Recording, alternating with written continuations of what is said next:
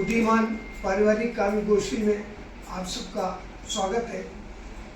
और इस आयोजन के लिए हम प्राचार्य महोदय मैडम जी से आग्रह करेंगे, वो अध्यक्षता करेंगी।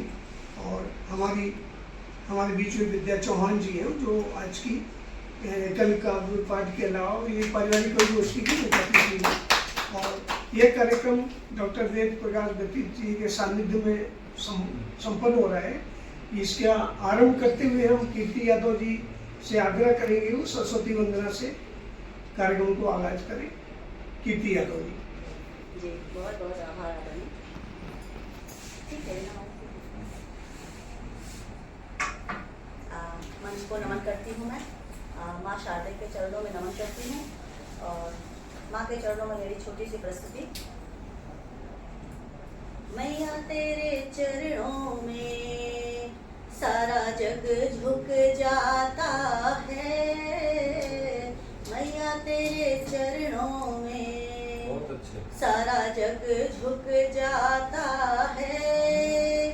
तेरा आशीष पाके वो ज्ञानी बन जाता है। तेरा आशीष पाके वो ज्ञानी बन जाता है। मैया तेरे हाथों में वीणा सुशोभित है। मैया तेरे हाथों में वीणा सुशोभित है। वीणा की धुन सुन के जग मोहित हो जाता है। वीणा की धुन सुन के जग मोहित हो जाता है। मैया तेरे चरणों में सारा जग झुक जाता है। मैया के हाथों में वेद पुस्तक सुशोभित है। मैया के हाथों में वेद पुस्तक सुशोभित है। वेदों के ज्ञान से मन पावन हो जाता है। वेदों के ज्ञान से मन पावन हो जाता है। मैया तेरे चरणों में सारा जग झुक जाता है। मैया के हाथों में अक्षमाला सुशोभित है। मैया के हाथों में अक्षमाला सुशोभित है। ज्ञान की शक्ति को, ज्ञान की शक्ति को ये हमें दर्शाता है। ज्ञान की शक्ति को ये हमें दर्शाता है। मैया तेरे चरणों में सारा जग झुक जाता है। मैया तेरे चरणों में हंस सुशोभित है। मैया तेरे चरणों में हंस सुशोभित है। हंस सवार होके, हंस सवार होके माँ वरदायिनी बन जाती है। हंस सवार होके माँ वरदायिनी बन जाती है। मैया तेरे चरणों में सारा जग झुक जाता है। तेरा आशीष पाके वो ज्ञानी बन जाता है। मैया तेरे चरणों में सारा जग झुक जाता है।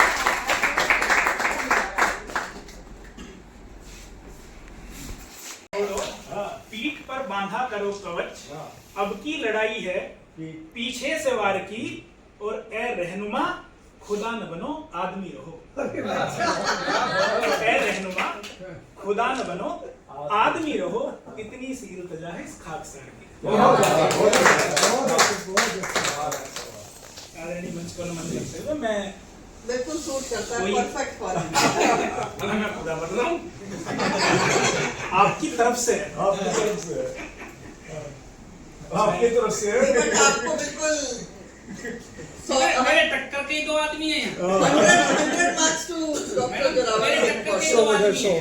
100/100. एक आप और एक जोरावर सर। क्या एक? एक आप और एक जोरावर सर। अच्छा, दोनों हेल्दी ले रखे हैं। मैं कोई कवि नहीं हूँ, पर कभी कुछ लिखा है थोड़ा बहुत। आप सुनाने के आशीर्वाद से।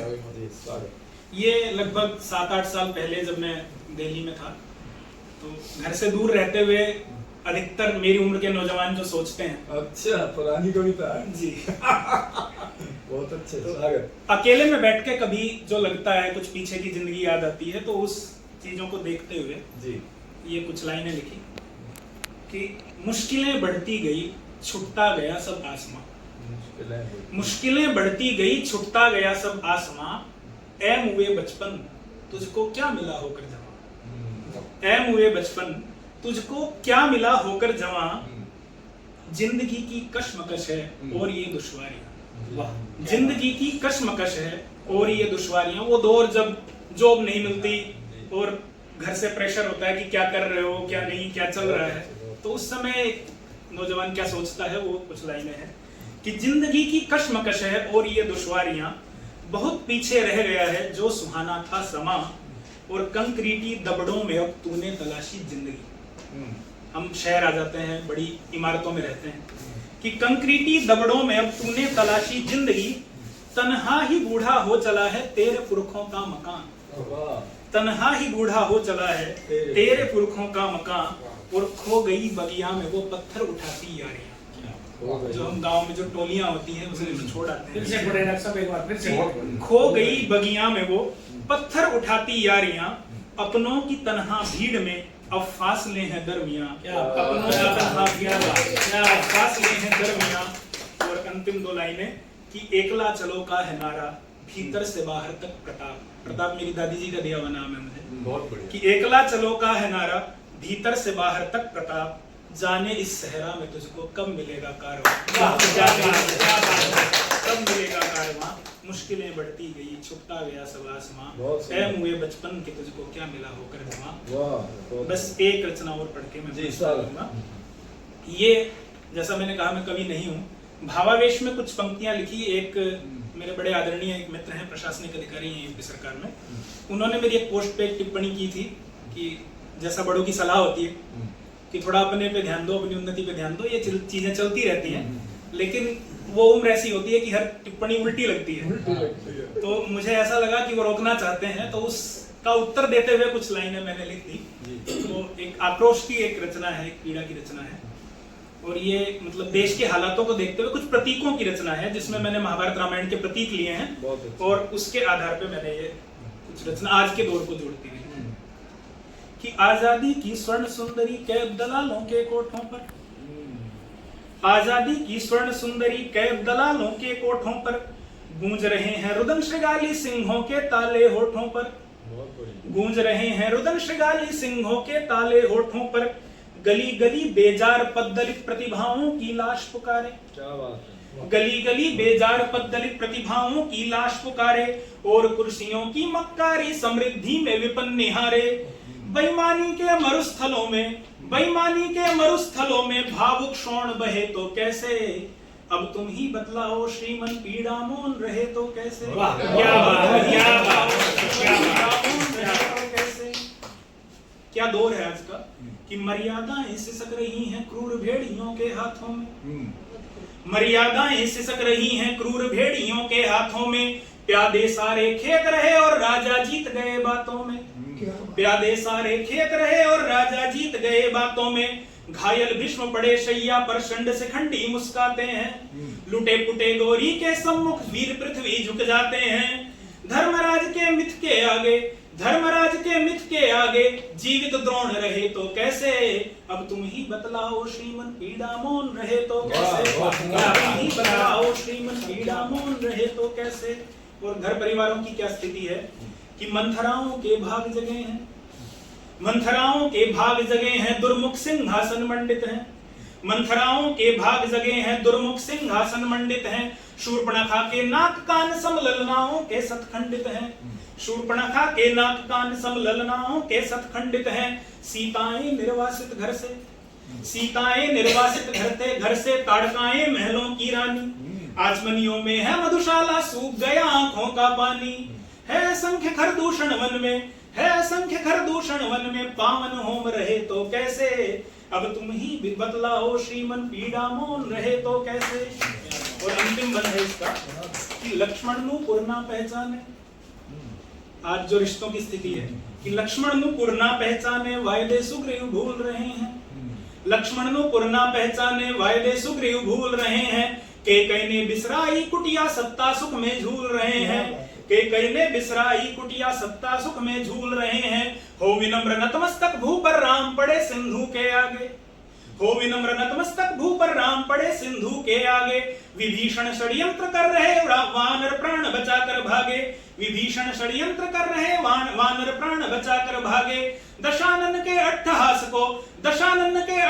को पर हनुमान सहे तो कैसे, अब तुम ही बतलाओ श्रीमन पीड़ा मौन रहे तो कैसे। बेईमानी के मरुस्थलों में भावुक क्षोण बहे तो कैसे, अब तुम ही बतलाओ श्रीमन पीड़ा मौन रहे तो कैसे।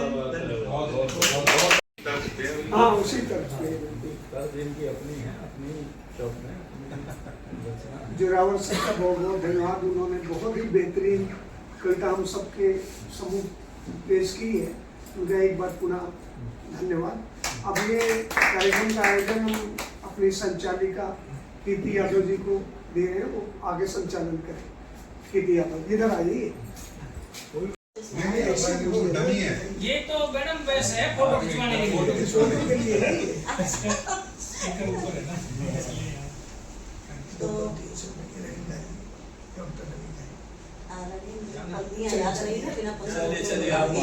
सुंदर कविता के बाद जो आदरणीय डॉक्टर जोरावर सिंह जी ने अभी अपनी पंक्तियां रखी इतनी सुंदर, इसके बाद में अब अगली कड़ी पर मैं आदरणीय डॉक्टर रवि घायल जी को मैं मंच पर आमंत्रित करती हूँ कि वो आए और अपनी कुछ कविताएं, अपनी सुंदर पंक्तियां हमें सुनाएं। स्वागत है आदरणीय आपका।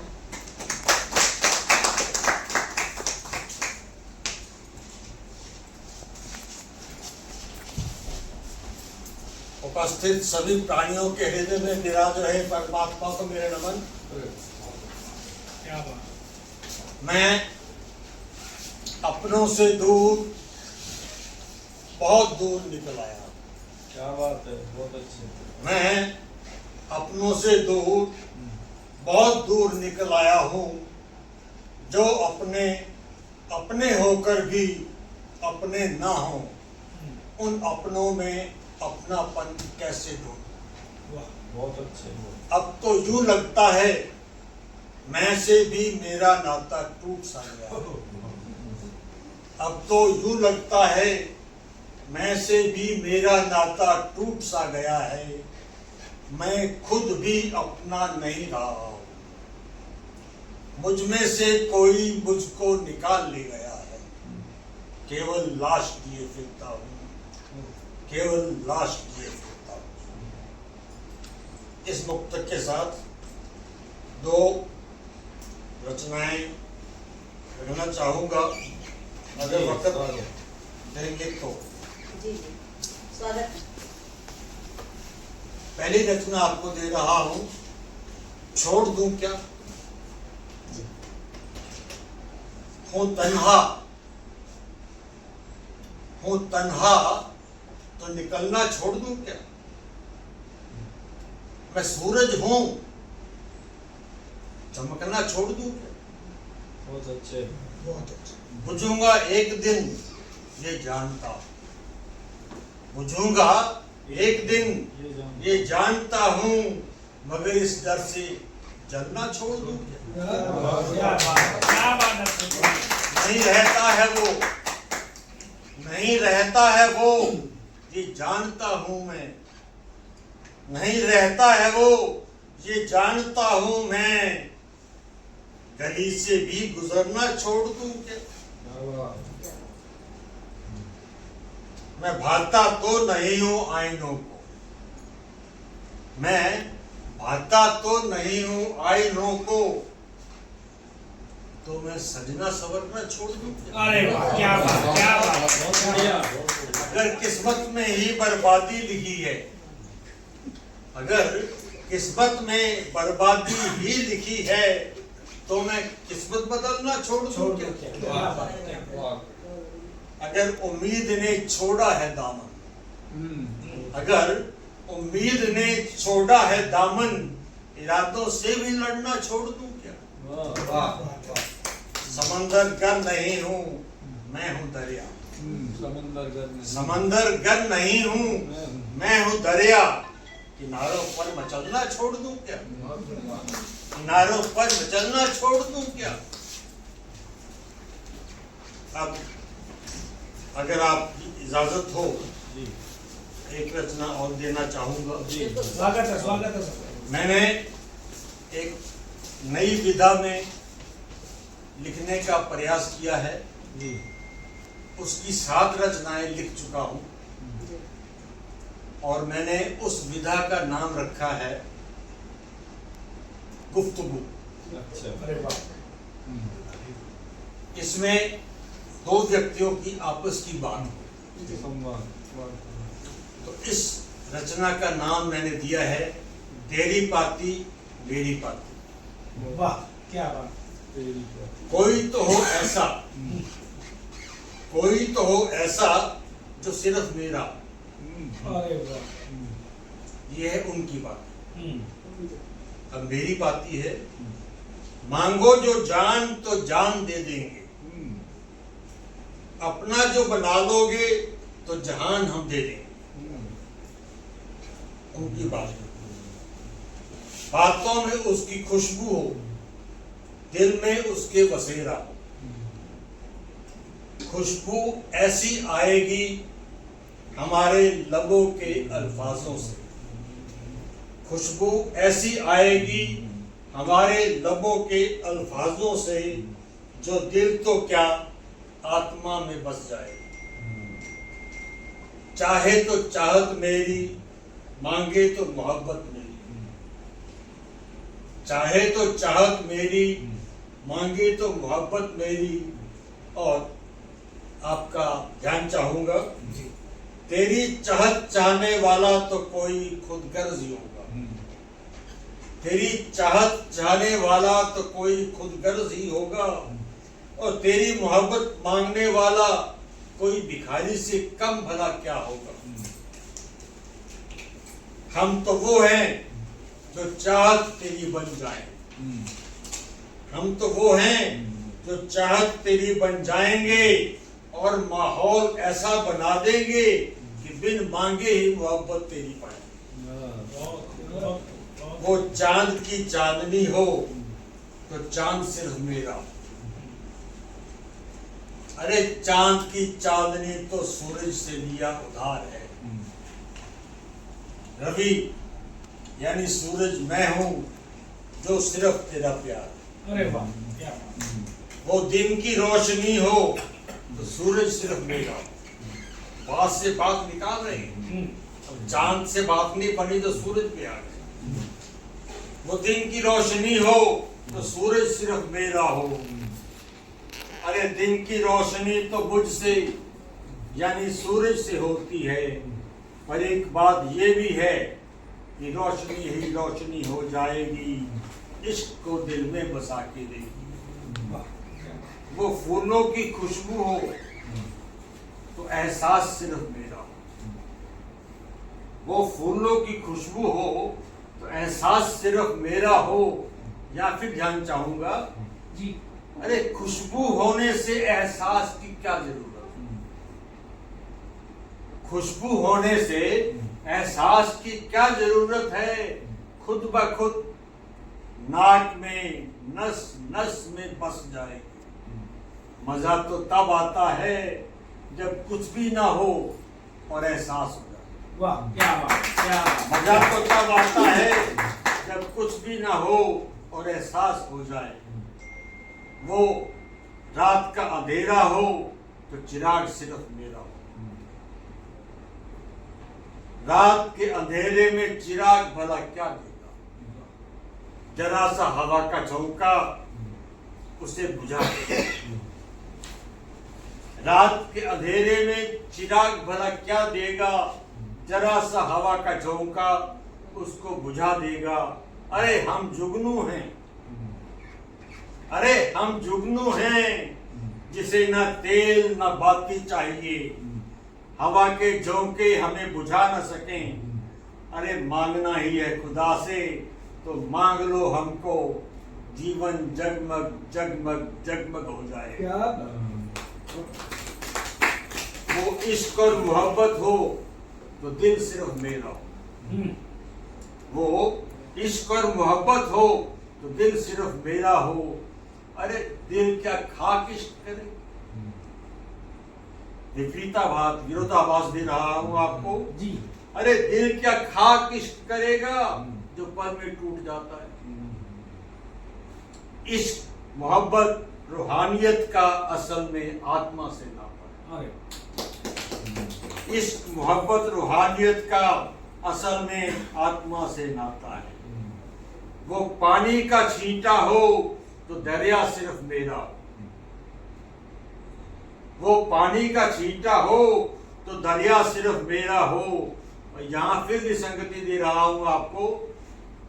सभी कहते हैं नदियां सागर में जाकर के मंजिल पा लेती हैं। यहां विरोधाभास देखिए, जल में मीन प्यासी मुझे देख के आवत हासी, कतरा कतरा जल दरिया बन जाता है, कतरा कतरा जल दरिया बन जाता है और समंदर में समा कर के खारा पानी कहलाता है।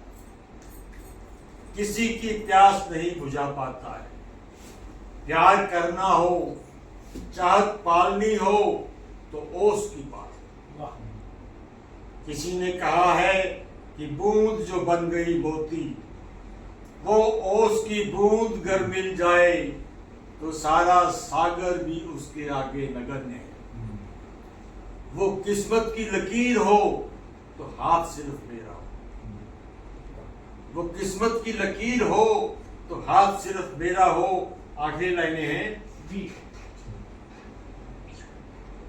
हाथों की लकीरों में कोई तकदीर क्या लिखेगा, हाथों की लकीरों में कोई तकदीर क्या लिखेगा। जी जी सॉरी, कोई नहीं सर। हाथों की लकीरों में कोई तकदीर क्या लिखेगा। हम वो हैं जो अपनी मर्जी से लकीरें बना सकते हैं। विक्रमादित्य की तरह लिखी लकीरों को मिटा सकते हैं, अपनी तकदीर खुद बना सकते हैं। अरे तुमने तो सिर्फ हाथ मांगा है, सारा का सारा जहान तुझ पे लुटा सकते हैं, सारा का सारा जहान तुझ पे लुटा सकते हैं। कोई नहीं, हमारे मन की रख लो। आपका आवाज था, इधर आ जाओ, इधर। मेरे मन की होली कहाँ रही? चलो 10-15 ले ले बेटे। अलग अलग एंगल से ले लो। जो सबसे ज्यादा खिलखिलाहट वाला चेहरा वो रख लेना।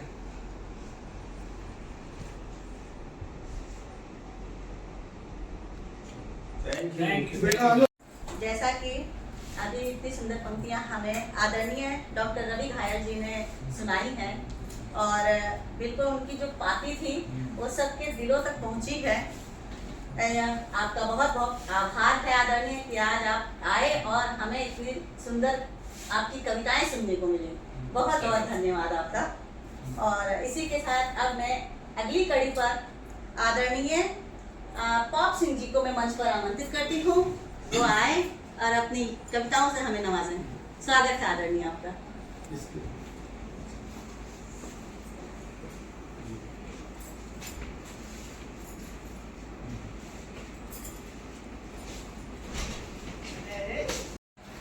बहुत कम पढ़ा लिखा आदमी हूँ और अपने क्वालिफिकेशन एक दोहा के माध्यम पर अक्सर बताता रहता हूँ, आज भी बता देता हूँ। लूलू लिखना आया नहीं, लूलू लिखना आया नहीं, ना हुई मैट्रिक पास, और पढ़े लिखे अनपढ़ हैं हम, नित नया लिखे इतिहास। भाई वाह, क्या बात। जब बच्चा माता पिता को पता चलता है कि बच्चा भ्रूण गर्भ में आ गया है, उसी क्षण से मैंने अखबार के माध्यम से जाना कि सालाना एवरेज लगभग 1,70,000 1,55,000 हमारे छात्र विद्यार्थी आत्महत्या करते हैं। उसी विषय को लेकर के मेरे अंतःकरण की पीड़ा मैं आपको आपके सामने इस कविता के माध्यम से रखना चाहता हूँ, और शायद अपनी कविता के साथ सही निर्णय ना कर पाऊँ, क्योंकि कंठस्थ जो होता है उसकी उच्चारण करने का आनंद कुछ और होता है, और पढ़ करके उसके लय और सुरताल टूट जाता है। तो इसलिए मेरे शब्दों पर ध्यान देना, बाकी सबको नेगलेक्ट करो। गर्भ में पता चलते ही भ्रूण का, गर्भ में पता चलते ही भ्रूण का हो मन में खुशी अपार। जिस समय माता पिता को पता चलता है तो मन में खुशी अपार, उसी पल से सोचता रहता है मन। उसी पल से स्टार्ट कर देता है कि अगर बेटा होगा तो ये नाम रखेंगे, बेटी होगी तो ये नाम रखेंगे। इस तरह की भावनाएं हिलोर मारने लगती हैं।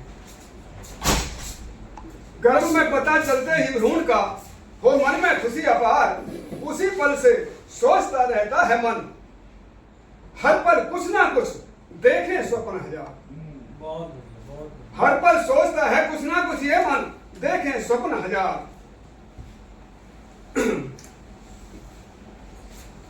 अब काव्य पाठ आपके सामने प्रस्तुत है। सबकी आंख का तारा हूं मैं। मैंने इसको नाम दिया कल्पवृक्ष। हम बच्चे को कल्पवृक्ष मान लेते हैं, उसी से न जाने कितनी उम्मीदें लगा बैठते हैं। सबकी आंख का तारा हूं मैं, सबको जान से ज्यादा प्यारा हूं मैं, सबकी उम्मीदों का पौधा हूं, सबकी उम्मीदों का पौधा हूं। जटिल समस्या एक है केवल, कल्प वृक्ष का वृक्ष जान सब, कल्प वृक्ष का वृक्ष जान सब, फल चाहे सब न्यारे न्यारे। लिया कल्प वृक्ष का वृक्ष समझ, लिया कल्प वृक्ष का वृक्ष समझ, फल चाहे सब न्यारे न्यारे। अलग अलग उम्मीद सभी की, अलग अलग उम्मीद सभी की, सबकी इच्छा न्यारी न्यारी। मन में चिंता रहे हमेशा, मन में चिंता रहे हमेशा, कैसे निभाऊं जिम्मेदारी, कैसे निभाऊं कोई बता दे, कैसे निभाऊं कोई बता दे। एक साथ इतनी सारी जिम्मेदारी, अलग अलग उम्मीद सभी की, अलग अलग उम्मीद सभी की, इच्छा सबकी न्यारी न्यारी। किसी की चाहत मैं बनूं चिकित्सक, घर का कोई मेंबर सोचता है कि मेरा बेटा डॉक्टर बने।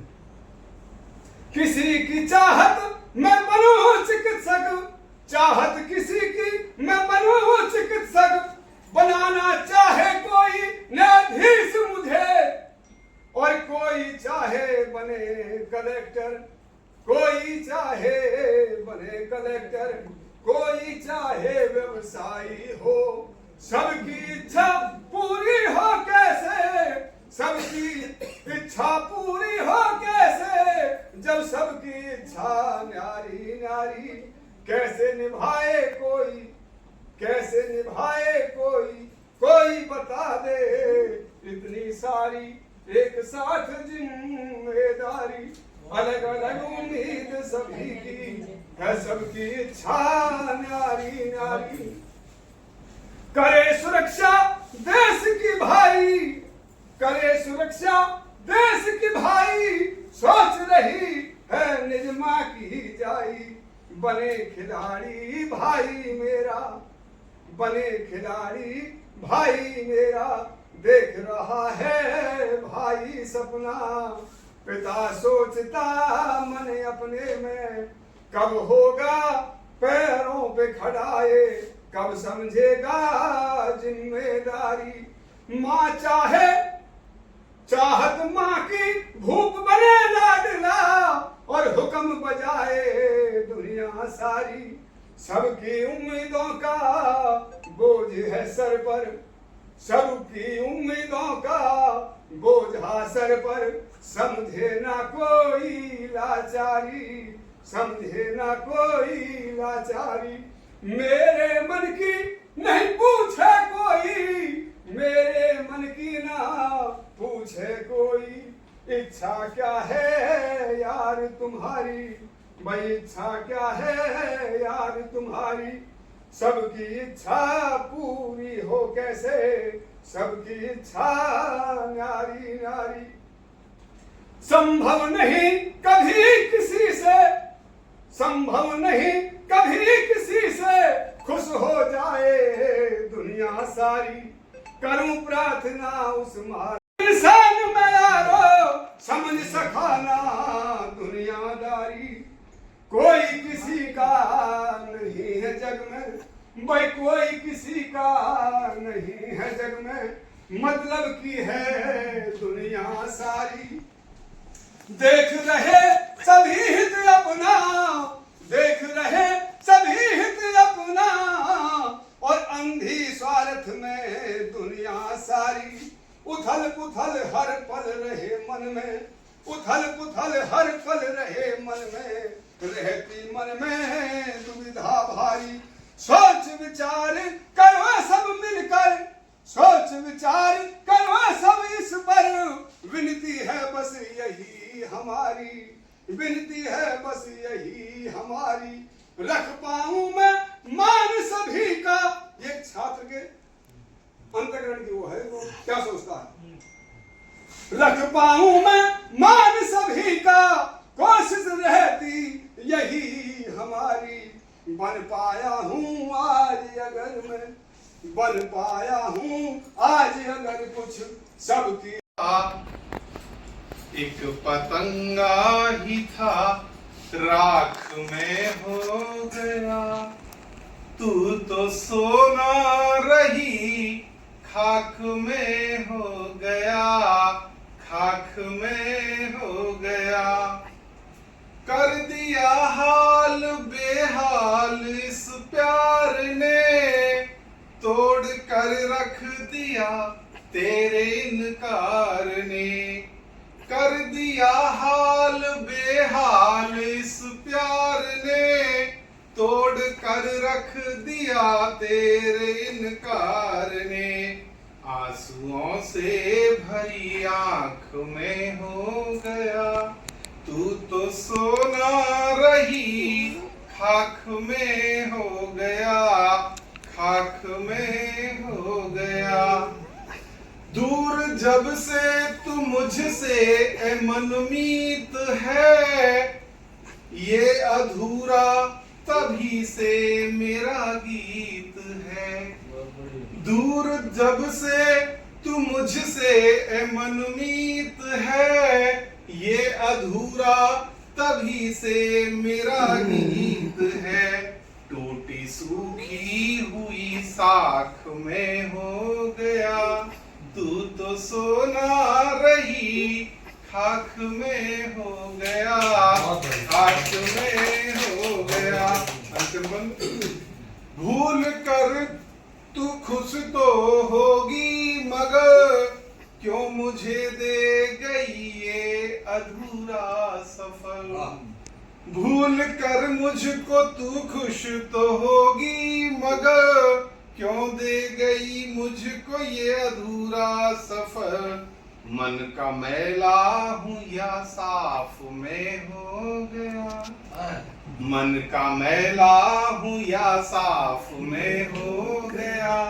तू तो सोना रही खाक में हो गया, खाक में हो गया।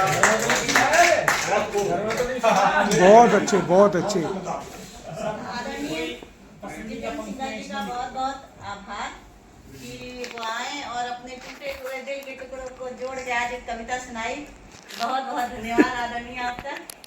और इसी के साथ मंच पर मैं आमंत्रित करूंगी आदरणीय विकास सिंह तोमर जी का।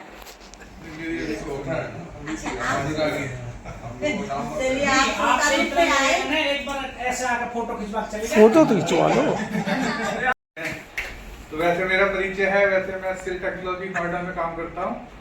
और बाकी देखो कि हिंदी साहित्य से तो नाता ये है कि बढ़िया अब जितने भी मिलने जुलने वाले हैं यूट्यूब के माध्यम से या फिर कविताओं के माध्यम से सुनते रहते हैं। तो एक जो कविता है, मुझे पता नहीं है किसी की कविता या मुक्त की तरफ जो भी रहेंगे वो सुनाता हूँ ना। पहली बार कोई ऐसी कविता किसी मंच में मैं कहने जा रहा हूँ। तो थोड़ी सी इसमें शब्दों को थोड़ा जोड़ रहा हूँ। देखो अब ऐसा याद कर रहा। हाँ याद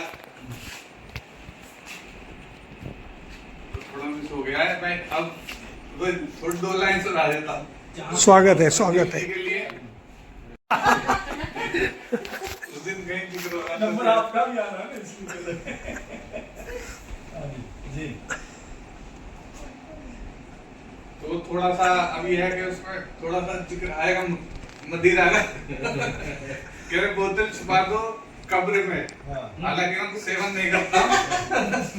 बोतल छुपा दो कब्र में, शौक से पिया करूंगा। अरे वाह। और मांगेगा जब खुदा हिसाब तो पैक बना कर दिया। बहुत खूबसूरत, बहुत खूबसूरत। एक छोटा सा और याद आया, शायद महादेवी वर्मा जी का है। खीर पकाई जतन से चरखा दिया जला। खीर पकाई जतन से चरखा दिया जला, आया कुत्ता खा गया, तू बैठी ढोल बजा। तो बस अभी इतना ही याद है। तो तैयारी के साथ ऐसे आप मान ही गए हो नहीं माइक छोड़ने का का अवसर दिया, उसके लिए बहुत बहुत धन्यवाद। तोमर साहब की तरफ मुझे कविता तो नहीं आती है, अब समझ में नहीं आ रहा क्या बोला जाए। एक छोटा सा गीत गा देता हूँ। अरे वाह, स्वागत है। मुझे लग रहा है सभी लोग गुनगुनाते रहते होंगे, बहुत आसान सा है इसलिए। ओठों से छू लो तुम, ओठों से छू लो तुम, मेरा गीत अमर कर दो। ओठों से छू लो तुम, मेरा गीत अमर कर दो। तुम हार के दिल अपना, मेरा गीत अमर कर दो। ओठों से छू लो तुम, बंधन के दिल अपना, मेरा गीत अमर कर दो। तुम हार के दिल अपना, मेरा गीत अमर कर दो। धन्यवाद। ये कीर्ति जी को समर्पित थी ये पंक्तियाँ। बस नाम नहीं लिया हमने। नहीं वो अंडरस्टूड है। तो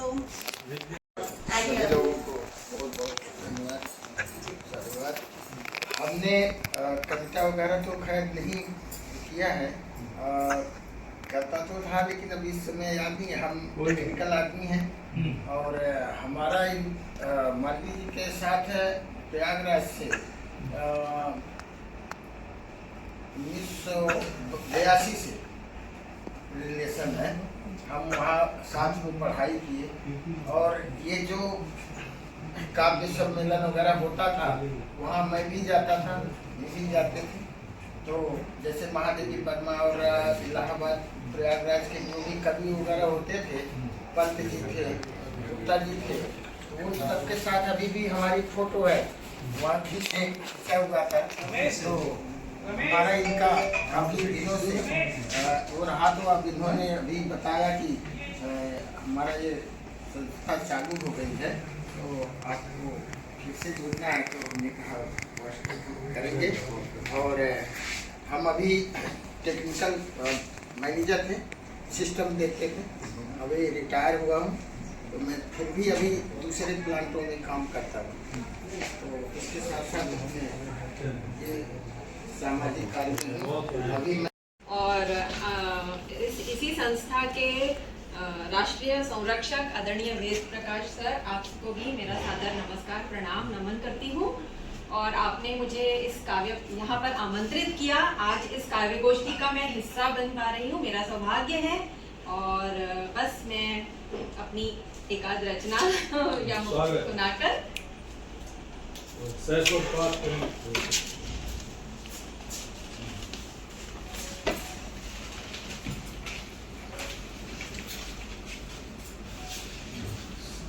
एक मुक्तक आपके सामने पेश करना चाहूंगी। जीवन पथ पर संघर्षों का आगे बढ़ना जारी है। जीवन पथ पर संघर्षों का आगे बढ़ना जारी है। सच्चे झूठे स्वप्न दिखाना आंखों की लाचारी है। सपने झूठे सच्चे झूठे स्वप्न दिखाना आंखों की लाचारी है। कितनी पग बाधाएं आए, कितनी हो रूठी किस्मत। कितनी पग बाधाएं आए, कितनी हो रूठी किस्मत। चेहरे की मुस्कान जरासी 100 संकट पर भारी है। चेहरे की मुस्कान जरासी 100 संकट पर भारी है। और एक मैं और कहना चाहूंगी मुक्तक। मुझे सागर न दरिया सा समझना, मुझे सागर न दरिया सा समझना। समझना जब भी बस गहरा समझना। भले किरदार में हो ऐब मेरे, भले किरदार में हो ऐब मेरे, मगर इंसान भरोसे का समझना। मगर इंसान भरोसे का समझना। और एक और मुक्तक चंद 4 लाइनें। चिरागों को जलाने का मैं पावन काम करती हूँ। चिरागों को जलाने का मैं पावन काम करती हूँ। कलम से गुफ्तगू थोड़ी, कलम से गुफ्तगू थोड़ी मैं सुबह शाम करती हूँ। कलम से गुफ्तगू थोड़ी मैं सुबह शाम करती हूँ। खड़ी हूँ हाथ में लेकर मोहब्बत का ये नजराना। खड़ी हूँ हाथ में लेकर मोहब्बत का ये नजराना। ये दौलत मेरे नगमों की तुम्हारे नाम करती हूँ। ये दौलत मेरे नगमों की तुम्हारे नाम करती हूँ। और एक और मुक्तक। होती नहीं है कद्र तू कितनी भी वफा कर। होती नहीं है कद्र तू कितनी भी वफा कर। सब आंकते अच्छाई की कीमत को घटाकर। सब आंकते अच्छाई की कीमत को घटाकर। अब नागफनी आन बसी बालकनी में। अब नागफनी आन बसी बालकनी में। कांटों को जगह घर में मिली फूल हटाकर। कांटों को जगह घर में मिली फूल हटाकर। है ना, हम लोग आजकल कैक्टस ये सब चीजें इनको जगह दे रहे हैं बालकनी में। और एक बहुत छोटी सी गजल आपके सामने रखती हूँ। चंद शेर है उसके। गांव से कैसा लगाव है हमको, जिनका बचपन गांव में बीता और जो अपने गांव से जुड़े हुए हैं, वो मेरी पंक्तियों को बहुत भली भांति समझ पाएंगे। क्योंकि शहरों में ये चीजें बिल्कुल उपलब्ध नहीं है। जो गांव में, जो गांव का वातावरण होता है, जो गांव से जुड़े हैं, वो मेरी पंक्तियों को बहुत अच्छी तरह से अपने आप को कनेक्ट कर पाएंगे। तो मैं आपके सामने चंद शेर पेश करती हूँ। मीलों से दूर कोई अपना बुला रहा है। मीलों से दूर कोई अपना बुला रहा है। चल गांव का वो रास्ता, चल गांव का वो कच्चा रास्ता बुला रहा है। चल गांव का वो कच्चा रास्ता बुला रहा है। दर पे टिकी है कब से आशा भरी निगाहें। दर पे टिकी है कब से आशा भरी निगाहें। झुर्री पहन के भोला चेहरा बुला रहा है। मिट्टी को छोड़ अपनी भटके यहाँ वहाँ हम, मिट्टी को छोड़ अपनी भटके यहाँ वहाँ हम, आ जाके घर का आंगन सूना बुला रहा है, मीलों से दूर कोई अपना बुला रहा है, चल गाँव का वो कच्चा रास्ता बुला रहा है, साए में जिसके हमने बचपन बिताया अपना, अब भी वो नीम पीपल बूढ़ा बुला रहा है, अब भी वो नीम पीपल बूढ़ा बुला रहा है। एक ये जगह है ऐसी पूछे यहाँ न कोई, एक ये जगह है ऐसी पूछे यहाँ न कोई, एक गांव जिसका बूटा बूटा बुला रहा है, जिसका बूटा बूटा बुला रहा है, मेढ़ों से झांकते हैं गेहूं चना मकाई, मेढ़ों से झांकते हैं गेहूं चना मकाई, मिट्टी से निकला देखो सोना बुला रहा है, मिट्टी से निकला देखो सोना बुला रहा है। और इस गजल का अंतिम शेर, गा गा के मीठी लोरी जिस गोद ने सुलाया, गा गा के मीठी लोरी जिस गोद ने सुलाया, बाहों का वो सलोना झूला बुला रहा है, बाहों का वो सलोना झूला बुला रहा है, मीलों से दूर कोई अपना बुला रहा है, चल गाँव का वो कच्चा रास्ता बुला रहा है।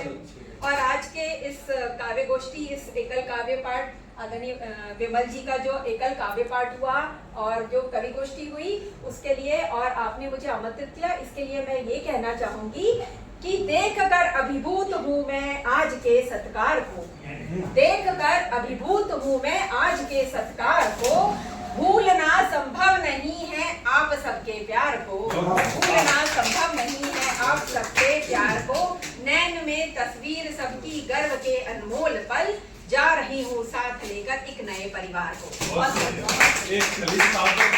अभी हमारी मुख्य अतिथि आदरणीय विद्या चौहान जी ने कर पाठ किया है। आज के कार्यक्रम की हमारी मुख्य अतिथि है, हम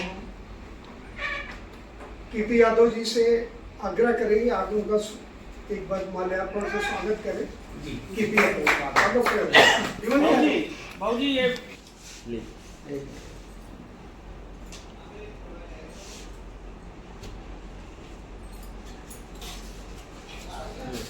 ना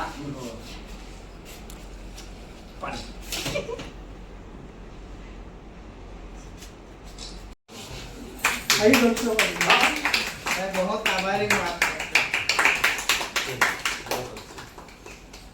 और हम तो भविष्य में भी चाहेंगे कि आपका आशीर्वाद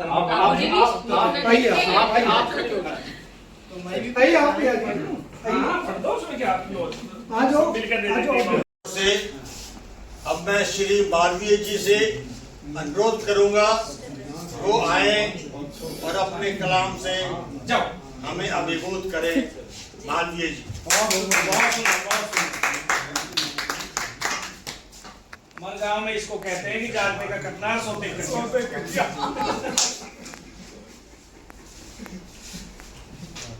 रवि घायल जी का बहुत बहुत धन्यवाद, उन्होंने आमंत्रित किया और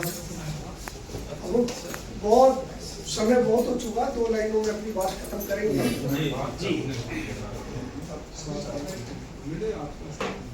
चूंकि पत्रकारिता से जुड़े हुए हैं और वैसे तो टेक्निकल है लेकिन उससे जुड़े हुए हैं बस पत्रकारिता के लहजे में, तो टके पे लिखे जा रहा है, तो टके पे लिखे जा रहा है, सच को झूठ और झूठ को सच किए जा रहा है। क्या बात क्या बात क्या बात।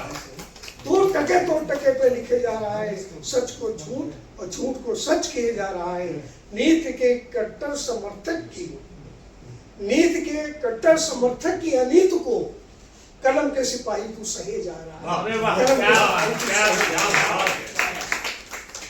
लिखना ही है। जी मैम जी आदरणीय मैं डिस्टर्ब ना करूं बीच में। सबका ध्यान चाहूंगी और अभी तक सबने बहुत ही सुंदर सुंदर अपनी रचनाएं प्रस्तुत की, सबका आभार व्यक्त करना चाहूंगी। और मेरी रचना जो है अभी तक सबसे हटके मैं कृष्ण पे आधारित है। छोटी सी प्रस्तुति। जी।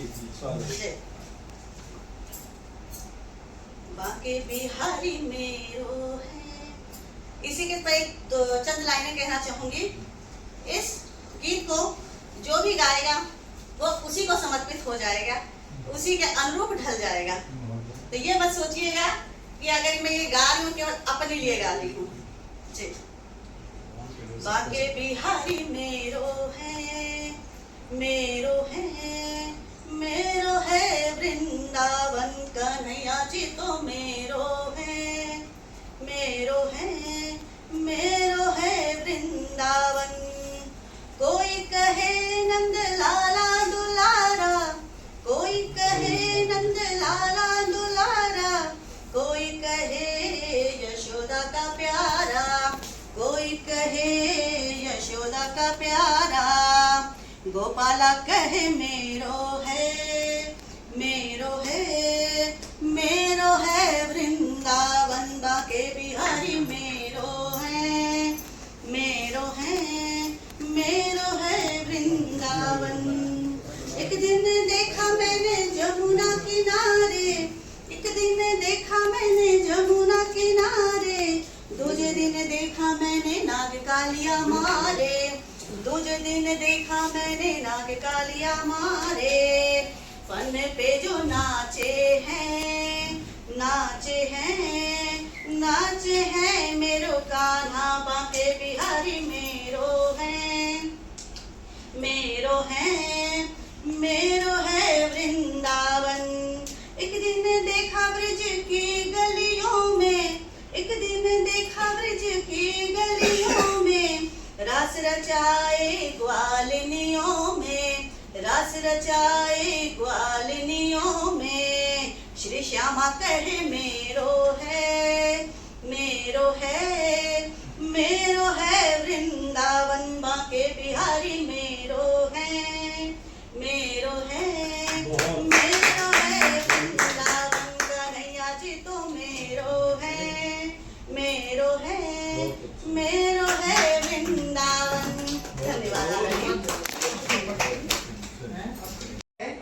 मैं तब झिलमिली स्टेशन में स्थानापन्न था, जो छिंदवाड़ा स्टेशन के बाजू में एक स्टेशन था छिंदवाड़ा। स्टेशन मास्टर थे बाबूजी। अच्छा। छिंदवाड़ा स्टेशन के प्लेटफॉर्म पर हर दिन एक सादा सा आदमी टिकट चेक करता था। जी। हमारा वहाँ का वो टिकट कलेक्टर था, उनका नाम था रमेश वर्मा। रमेश सिर्फ एसएससी पास था, रमेश सिर्फ एसएससी पास था, मगर अपने फर्ज के प्रति ईमानदार था और मेहनती था। 3 साल पहले उसकी शादी हुई थी पार्वती से, एक ऐसी स्त्री जिसकी सुंदरता और सादगी दोनों ही देखने बनते थे। पार्वती गोरी पतली दुबली, बड़ी बड़ी आंखों वाली और इतनी मधुर वाणी के मालकिन की भी, और जब भी बात करती थी लगता था किसी मंदिर की घंटियां बज रही हो। कोई भी उससे पहली बार मिलकर मोहित हो जाए ऐसी। उसके बालों की लहरें जैसे बरसाती बादलों का झोंका हो और मुस्कान में जैसे किसी उजले दिन की धूप छिपी हो। वो पढ़ी लिखी थी, ग्रेजुएट, और उसमें आगे बढ़ने की प्रबल इच्छा थी। रमेश, जो खुद कभी गरीबी के कारण पढ़ नहीं पाया, अपनी पत्नी के सपनों को रोकना नहीं चाहता था। उसने कहा, पार्वती, तुम तो बस इतना चाहता हो, मैं तो बस इतना चाहता हूँ कि तुम वो सब पढ़ो जो मैं नहीं पढ़ सका। तुम्हारा सपना ही मेरा सपना है। पार्वती ने इस छिंदवाड़ा के कॉलेज में एमए में दाखिला लिया। ये सच कहानी बता रहा हूँ मैं आपको। मैंने ये करीब 1977 की कहानी है। तब मैं झिलमिली स्टेशन में था, छिंदवाड़ा के बगल में एक स्टेशन मध्य प्रदेश में। उस समय अभी मध्य प्रदेश में सब कुछ उसने एक संतुलन में बांध लिया। रमेश ने अपनी माँ को अपने पास बुला लिया था। रमेश पार्वती को अपनी साइकिल पर बिठा के कॉलेज छोड़ने जाया करता था। समय बीता, वह एमए पास कर चुकी थी और कॉलेज में ही रेलवे कॉलोनी में कॉलेज में और रेलवे कॉलोनी में अब सबके लिए प्रेरणा बन गई थी। फिर उसने पीएचडी करने का निश्चय किया। उसी समय वह दूसरी बार माँ बनी। जीवन जैसे उसके लिए दौड़ रहा था, एक और घर, बच्चे और दूसरी ओर उसके भविष्य की दुनिया और उसके सपने थे। पीएचडी के दौरान उसकी मदद के लिए प्रोफेसर शांतनु शर्मा नियुक्त हुए थे। लगभग 45 वर्ष के बूढ़े से 45 वर्ष के बूढ़े नहीं होते, समझ सुलझे हुए गंभीर मगर हृदय से बहुत बेहद संवेदनशील व्यक्ति, 6 फुट ऊंचे, सुंदर गठित शरीर, जैसे यौन की साक्षात मूर्ति हो। शुरुआती दिनों में दोनों के बीच बस औपचारिक संवाद होते थे, पर धीरे धीरे यह संवाद आत्मीयता में बदलने लगे। शर्मा सर उनकी लगन, उनकी समझदारी और उनकी बातों की गहराई से प्रभावित थे। उसी किसके? पार्वती के। पार्वती को शर्मा सर ने व्यक्तित्व में एक अद्भुत आकर्षण मिला। शर्मा सर के व्यक्तित्व में एक अद्भुत आकर्षण मिला, एक ऐसा सहारा जो उसके भीतर की प्यास को समझता था।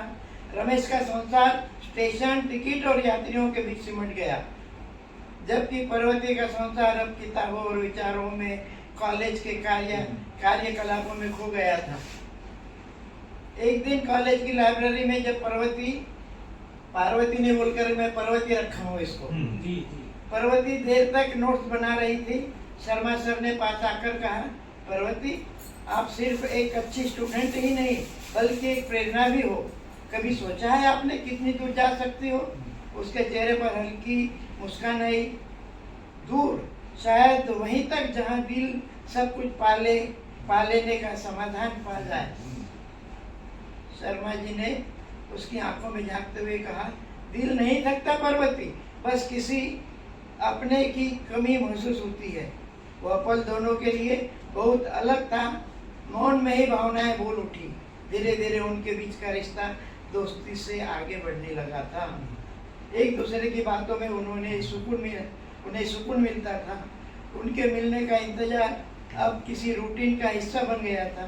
कॉलेज के गार्डन में शाम के समय दोनों का ठिकाना, दोनों का बैठना, काफी का प्याला साझा करना, सब जैसे एक अनकहे प्रेम का इजहार था।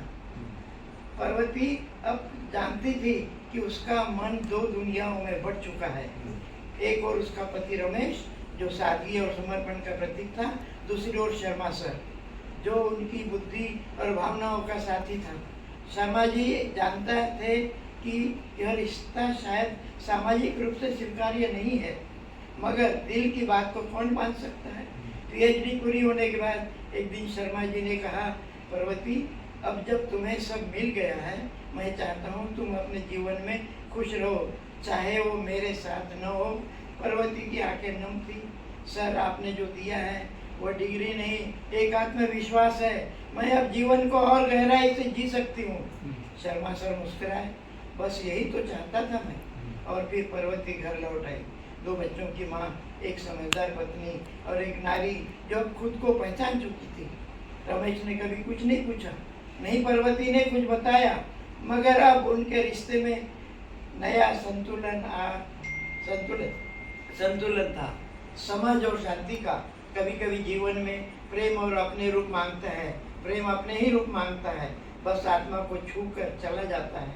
जैसे पार्वती के जीवन में शर्मा सर आए थे, एक सबक बनकर, एक एहसास बनकर, जो उम्र भर उसके भीतर गूंजता रहा। पार्वती की पीएचडी पूरी हो चुकी थी। कॉलेज के आखिरी दिन जब पार्वती को डिग्री मिली, शर्मा सर मंच पर खड़े थे, चेहरे पर बड़ी संयमित मुस्कान, पर आंखों में भावनाओं का सैलाब। ताली की गड़गड़ाहट के बीच जब पार्वती ने मंच पर जाकर उन्हें प्रणाम किया, उनके हाथ अनायास ही उसके सिर पर ठहर गए, जैसे आशीर्वाद के साथ एक अनकहा वचन दे रहे थे। दिन बीतते गए, मगर भीतर का खालीपन दोनों के लिए बढ़ता गया। रमेश अभी भी अपने काम में डूबा रहता, बच्चे छोटे थे, घर की जिम्मेदारी अनंत थी। पार्वती का मन अब किताबों में भी चैन नहीं पा रहा था। हर बार कॉलेज के गलियारे से गुजरते हुए उसे शर्मा सर का कमरा याद आता। वो खिड़की, वो चाय के पहले, वो धीमी मुस्काने। एक दिन उसने हिम्मत की और शर्मा के घर पहुंच गई। दरवाजा खुला, शर्मा जी वहीं खड़े थे, कुछ हैरान कुछ खुश। पार्वती तुम? हाँ सर। अब शायद सर कहना उचित नहीं। क्यों? क्योंकि अब मैं सिर्फ आपकी शिष्या नहीं रह गई, मेरे मन में कुछ और है जो शायद आप भी महसूस करते हैं। शर्मा सर चुप रहे।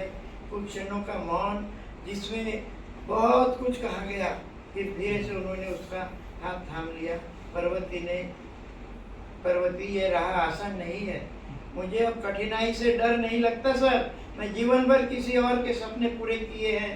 अब अपनी आत्मा की आवाज़ सुनना चाहती हूँ। उस रात पार्वती ने रमेश से साफ साफ बात की। रमेश की आंखों में कोई गुस्सा नहीं था, बस गहरी थकान और मौन और आंसू की धाराएं थी। अब इसी में तुम्हारी खुशी है तो जाओ, मगर बच्चों को मत भूलना। किसने कहा ये? रमेश ने पार्वती से कहा, मगर बच्चों को मत भूलना। पार्वती की आंखों में आंसू बह रहे थे, पर फिर भी भीतर एक नई सुबह का उजाला भी था। कुछ महीनों बाद छिंदवाड़ा के उसी कॉलेज में जहां वह कभी छात्रा थी, अब लेखिका डॉक्टर पार्वती शर्मा के नाम से जानी जाने लगी। वह अब लेक्चरर थी और शर्मा सर उसके सहकर्मी। मगर अब रिश्ते का नाम बदल चुका था। दोनों का विवाह बेहद सादगी से हुआ। ना बैंडबाजी, ना रिश्तेदार, बस दो आत्माएं जिन्होंने एक दूसरे में अपना सुकून पाया। कॉलेज के स्टाफ रूम में सब उनके विवाह की चर्चा करते थे। पार्वती हल्के गुलाबी साड़ी में थी, माथे पर छोटी सी बिंदी, होठों पर आत्मविश्वास की मुस्कान। शर्मा ने उसकी ओर, आप कोई बोर तो नहीं हो रहे ना? अब शर्मा जी ने उसकी ओर देखा। अब तुम प्रोफेसर नहीं, मेरी जीवन संगिनी हो। वह मुस्कुराई। और अब आप मेरे जीवन के सबसे सुंदर अध्याय हो। शाम को दोनों अपने घर की छत पर बैठे थे। ठंडी हवा चल रही थी। आसमान में आधा चांद टंगा था।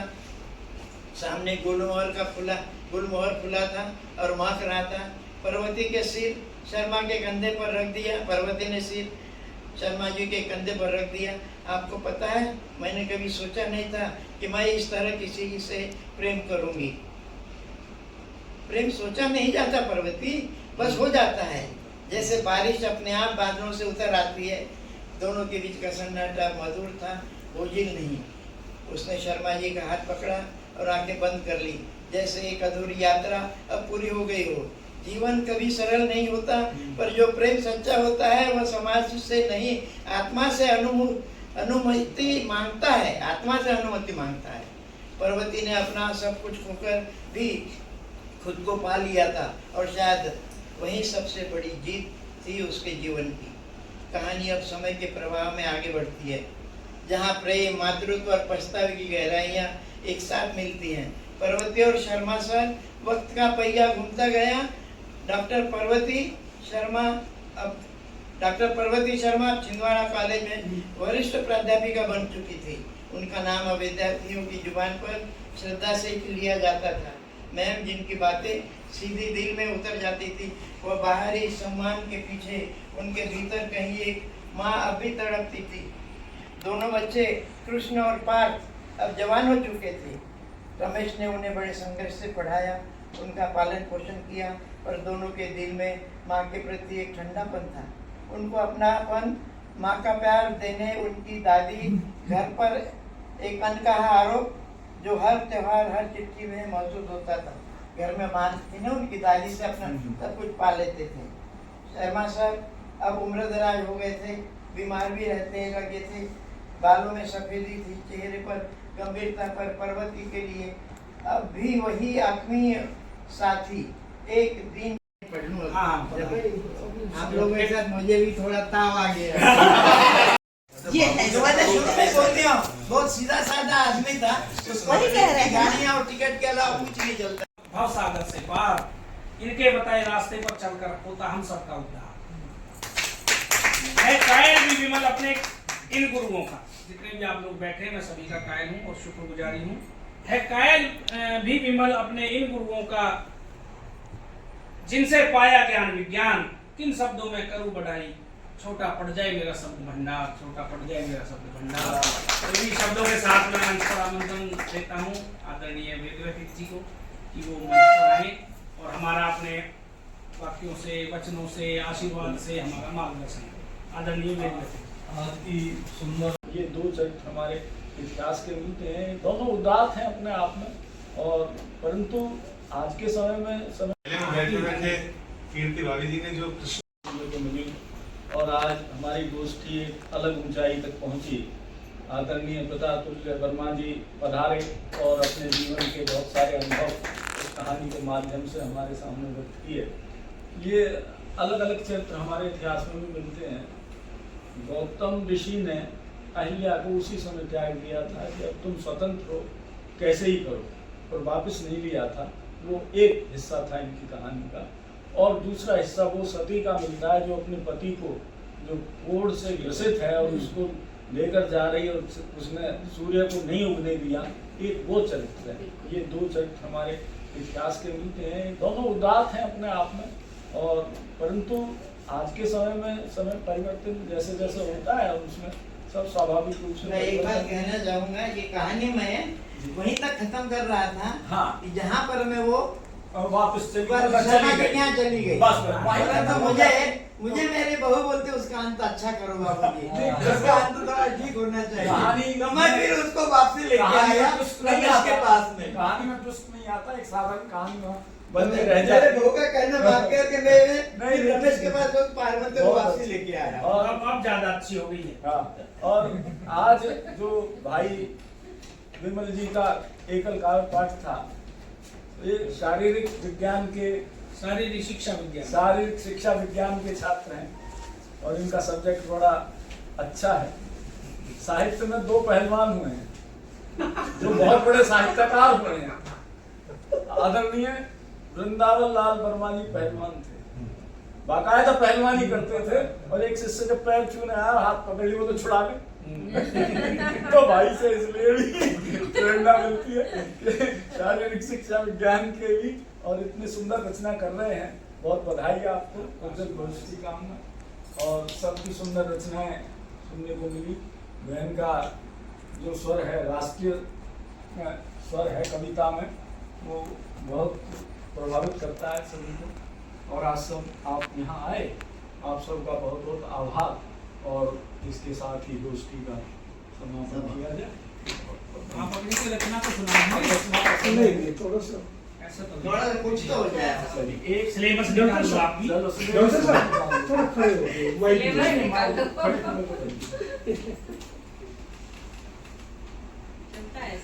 बहुत छोटी रचना, थोड़ी देर समय बहुत हो गया।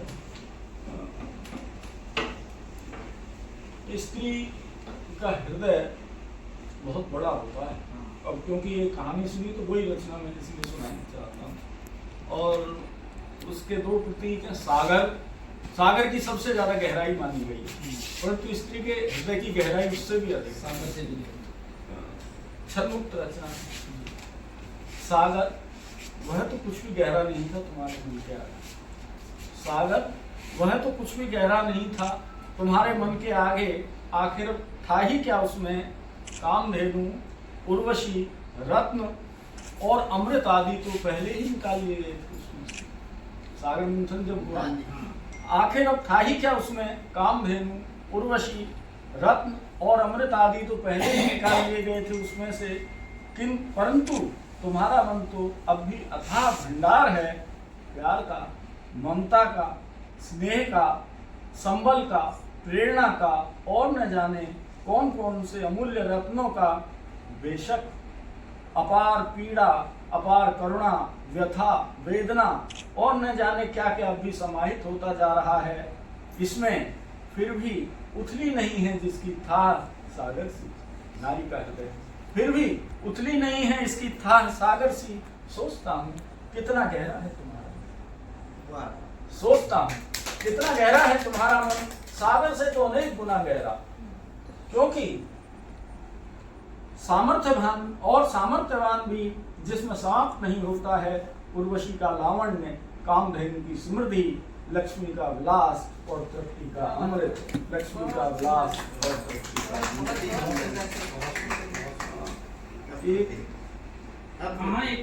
एक रचना चलिए। जी सर स्वागत। क्या बतलाऊं तुमको अब तक मैंने कितने गीत लिखे, क्या बतलाऊं मैंने अब तक मैंने कितने गीत लिखे, क्या बतलाऊं तुमको अब तक मुझको कितने मीत मिले। बहुत ना समझ हूँ दुनिया की, मुझको समझ नहीं आई। बहुत ना समझ हूँ दुनिया की, मुझको समझ नहीं आई।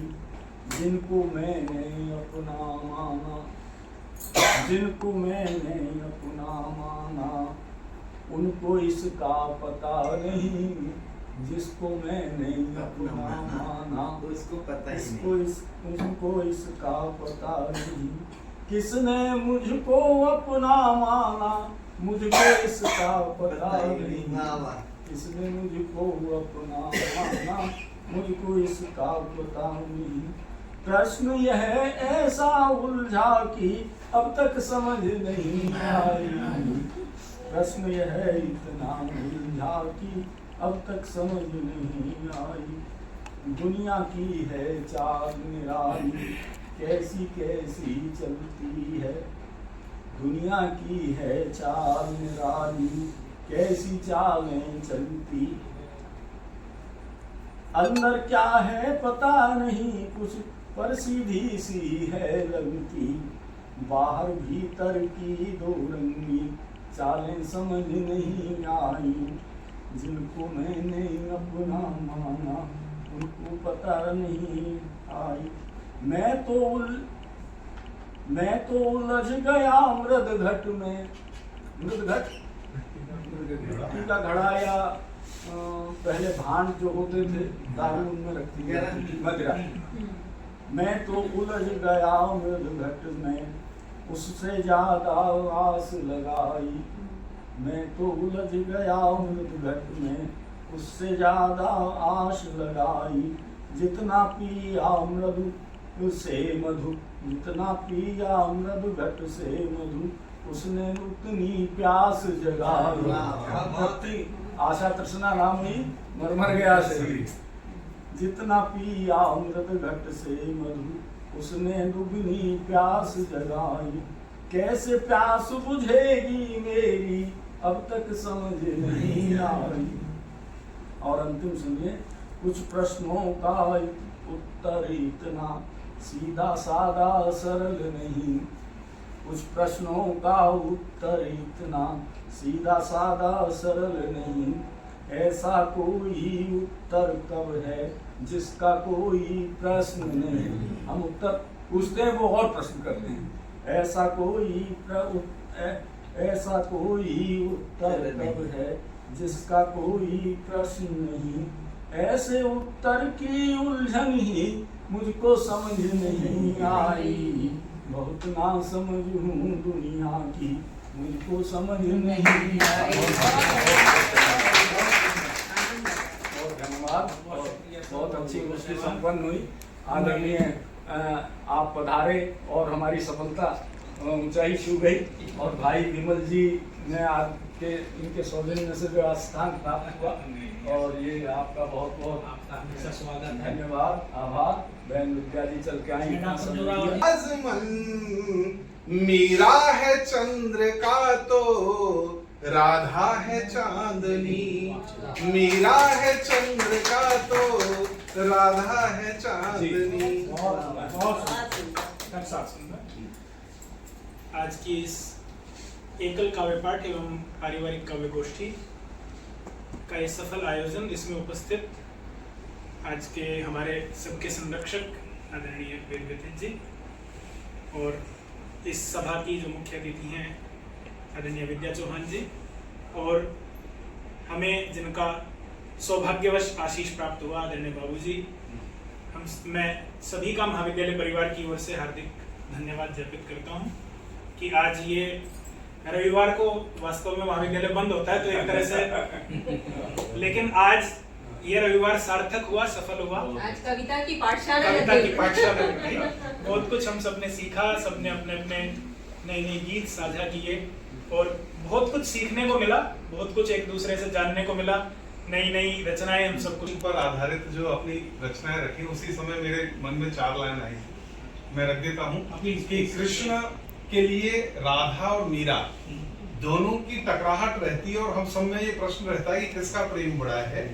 तो इसी पे आधारित है कि भावों से सिक्त मन से मैं कहता हूँ रागिनी, भावों से सिक्त मन से मैं कहता हूँ रागिनी, सर को झुका के ब्रिज में तो आती है दामुनी, कि रूप छंद भक्ति के गाता है आजमन, कि रूप छंद भक्ति के गाता है सुनने को मिली। इसलिए मैं आप सबका बहुत बहुत हार्दिक धन्यवाद ज्ञापित करता हूँ, संस्था की ओर से भी और महाविद्यालय परिवार की ओर से भी। दोनों का ये सुखद संयोग आगे भी इसी तरह बढ़ता रहे, आगे चलता रहे और हम सब मिलके इस काव्य परिवार को आगे बढ़ाते रहें। इन्हीं शुभकामनाओं के साथ पुनः सभी का धन्यवाद।